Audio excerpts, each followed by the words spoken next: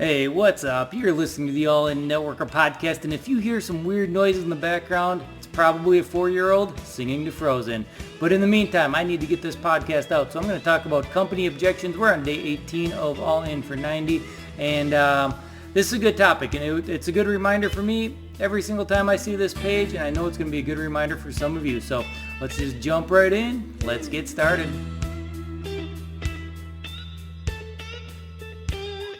Yo, what is up? What is up, everyone? Dan here, and yeah, we're talking company objections today, and I need to give you guys a little bit of an update of everything that's going on. Everything's all right. I mean, today was okay. I just got done doing a live in the Facebook group, which I try and do every day as well. I unfortunately missed that one once or twice. I'm not even sure how. I think I just get confused between recording the podcast and going in there. So I just got done in there talking about the day, and all in all, the day was okay. I mean, I had some important things I needed to do. I had to talk to my coach, who I talk to every single week, my business coach. I was able to double dip time there a little bit and take that call from the car while I ran to a property that I've got that's a little ways away that's getting flipped right now, which is just part of what I do occasionally. It is what I used to do a lot of before. We did hundreds of houses in Minneapolis, so I've done a lot, but now I just kind of do them when they fall in my lap. So I wanted to run over there just because we hired some new subcontractors, and I am not one, like historically when I used to do a lot of projects, I did not micromanage anything. And it's probably a problem. I probably should have a lot more. But this guy's new. I don't really know him. I just met him 4 or 5 days ago, so I'm going to keep some eyeballs on him. But so far he's doing great, so that part's good. It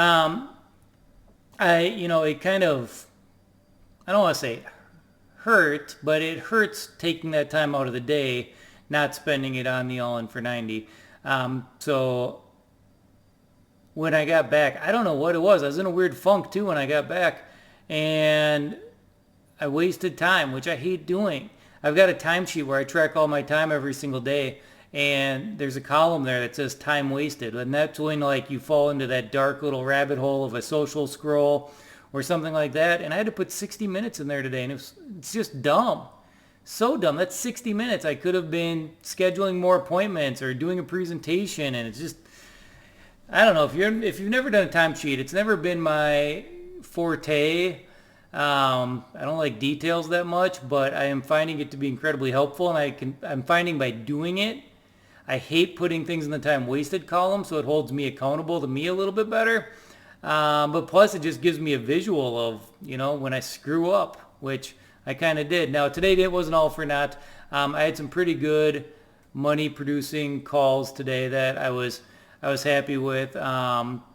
Set up a couple of clients and relationships I'm really excited about, and I think they're going to be great and a lot of fun. And I don't know, I was doing the part of the business that I enjoy, and I need to sit back and I need to think about that a little more, because I was doing the part that made me the happiest and I enjoy doing. So I just have to consistently remember that as I'm going out there and struggling with different parts of the business throughout the days, that there are parts that I love, and I need to focus my time and energy and effort on those points. So just to get into the lesson really quick here today for a little bit, it's really, really similar to the product objections podcast that we did a few days ago.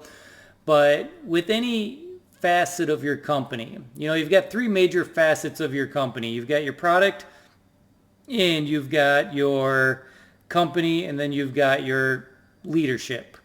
So those 3 things can all draw objections when you're presenting. They're all going to have pluses. They're all going to have minuses. They all should have some features that you're really, really excited about.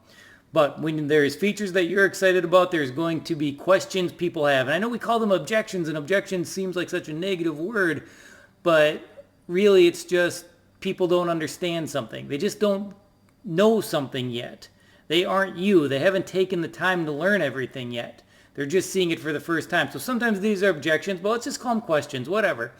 Now, just like with product objections, company objections are basically the same.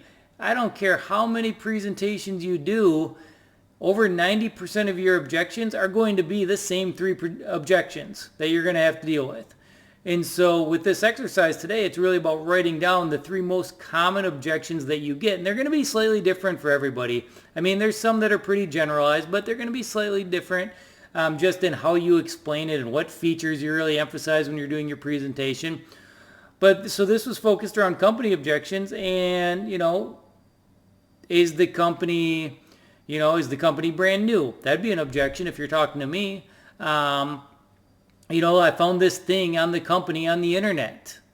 Because people do that. It's a crazy age that we live in, and I know with COVID this past year, we haven't really been doing live meetings, but think back to live meetings. I used to do a ton of them. And I remember sitting there, like when I was talking about the company or talking about the product, you can see people now in the audience Googling it. And it's kind of funny because like if you start talking about something and you see somebody pull out their phone and start picking it up, and you can do this when they're texting too. Just start walking when you're speaking, get up close to them, just see what they do. It's kind of funny because they like try to look like, oh no, I'm paying attention, but it's just kind of fun to mess with people. It's fun to play with fun to play games a little bit when you're up on stage, so I encourage it. Never feel bad calling anybody out if they disrespect your presentation. I never had trouble with it, and for the most part it worked out just fine. You got to keep it funny. Don't be mean, but keep it funny. Anyways, so company objections, same idea. Write down the 3 most common ones that you get. Learn how to answer them. Work with your upline, and just be able to crush those. Crush them fast, and know that you have those answers because they're going to come up, and the other 10% you're just not going to get that much, so don't spend that much time on them. You'll know them, you'll learn them eventually over time. So all right, man, I'm changing all kinds of things over on the social media side right now. I'm trying to streamline my life a little bit because I've just got too much on my plate every single day. So I'll keep you guys posted on that. But like I've been saying for the last handful of episodes, the easiest way to get a hold of me if you want to get a hold of me is to go to LinkedIn. LinkedIn is great. I'm on my LinkedIn Messenger every single morning. I pop on there for a little while and reply to messages. And otherwise, go to allinnetworker.com, check it out, grab the free offer, or danmccabe.com. They all work. So if you're out on YouTube, please subscribe and click the little bell so you get all of the notifications when new episodes drop. And if you are listening to this as a podcast, please rate and review it. Let me know. Send me an email to dan@allinnetworker.com with that, and I'll send you something back for free. So, all right, appreciate you guys more than you probably know. And I will be back here tomorrow. Same bad time, same bad channel. Talk to you later. Thanks a lot.